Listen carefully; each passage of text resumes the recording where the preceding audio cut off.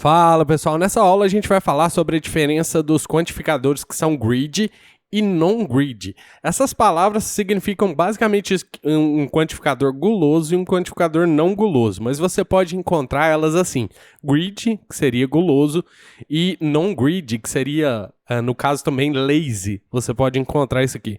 Mas a diferença entre isso aqui é bem simples, na verdade. Deixa eu copiar o conteúdo da aula anterior. E eu vou fazer o seguinte, a gente não vai mais utilizar esse texto aqui por enquanto. O que a gente vai fazer aqui vai ser o seguinte, uma forma mais simples que eu tenho para te explicar isso daqui. Deixa eu tirar isso daqui e deixar só esses quantificadores aqui. Ó.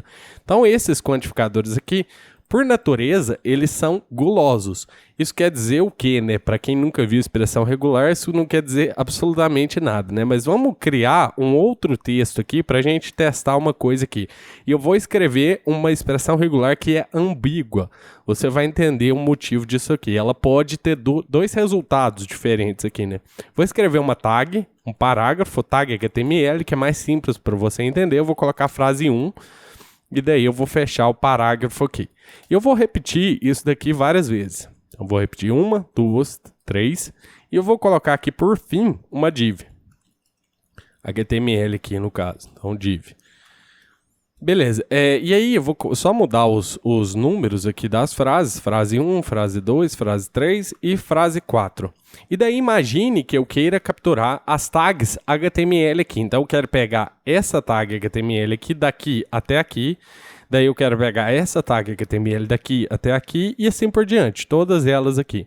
Então como é que a gente escreveria uma expressão regular para pegar essas tags aqui? Eu vou tirar essa flag aqui porque ela não vai fazer diferença para a gente aqui no momento. Porque nesse momento eu quero escrever uma expressão regular especificamente para esse texto, essas tags HTMLs aqui. Então, como é que a gente faria? Imagine comigo, como é que começa esse texto aqui? Começa com esse sinal aqui, né? Então, vamos começar a expressão regular com este sinal. E daí eu quero pegar o que estiver dentro aqui. Então, eu observando o meu texto, aqui eu tenho uma letra, e aí na outra aqui eu tenho uma letra, nessa aqui eu tenho uma letra, nessa aqui eu tenho 3 letras.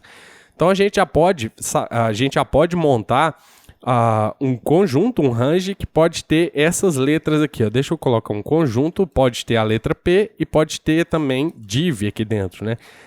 Pode ser, não precisa estar na ordem isso daqui, né? No caso, eu posso colocar o D aqui, o V em qualquer... Não precisa estar na ordem. E daí depois desse nome da tag aqui, eu tenho o fechamento dela aqui. Então, vamos fechar ela aqui. Beleza. Só que aqui eu vou ter um problema. Por quê? Porque aqui eu tenho uma letra e aqui eu tenho 3 letras, né, no caso. Então, isso daqui representa uma letra especificamente. Então, eu tenho que quantificar isso daqui. Eu tenho que falar, aqui pode ser de 1 a 3 letras aqui, né, no caso. Então, vamos quantificar isso aqui, falando que isso aqui vai ser de 1 a 3.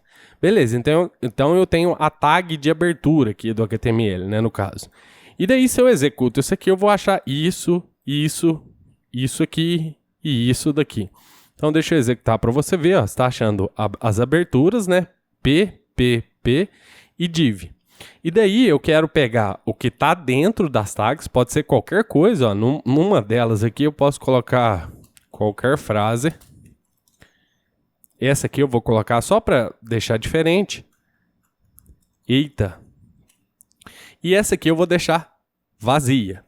Então, se você observar, eu posso ter absolutamente qualquer coisa dentro das tags HTML. Eu posso ter, inclusive, tags HTML vazias, que não tem nada dentro. Como é que eu escreveria uma expressão regular que capturaria isso daqui que está dentro da tag HTML? Na verdade é bem simples, a gente já falou do caractere ponto, lembra? O ponto representa qualquer coisa. Então se eu pegar o ponto, que é qualquer coisa, e falar que o ponto pode se repetir 0 ou n vezes, ou múltiplas vezes, eu vou ter um ponto all, que seria aqui, né? Seria o dot all, que a gente vai ver posteriormente.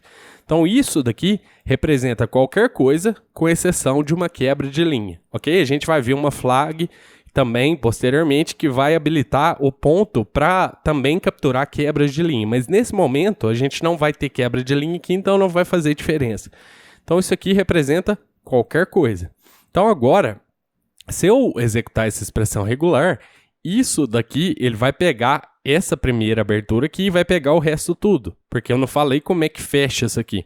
Então, se eu executo isso aqui, eu tenho isso daqui e o resto tudo até o final da minha expressão regular. Então, agora ele não está dividindo mais. Então, o que eu faria para fechar isso daqui? Simples, eu faria o fechamento da tag HTML. Então, como é que eu fecho a tag HTML? Eu sei que eu vou ter um sinal de abertura e fechamento, e eu sei que eu vou ter uma barra, só que eu não posso usar a barra assim direto. Então, geralmente, eu vou escapar a barra quando eu vou utilizar ela dentro da minha expressão regular. E agora, para eu fechar a tag HTML, eu simplesmente pego esse trecho aqui completo e repito ele aqui. Então aqui eu vou ter uma div, uma abertura, né, no caso um parágrafo ou uma div, e aqui eu vou ter um fechamento que seria também um parágrafo e uma div, e no meio disso eu tenho qualquer coisa.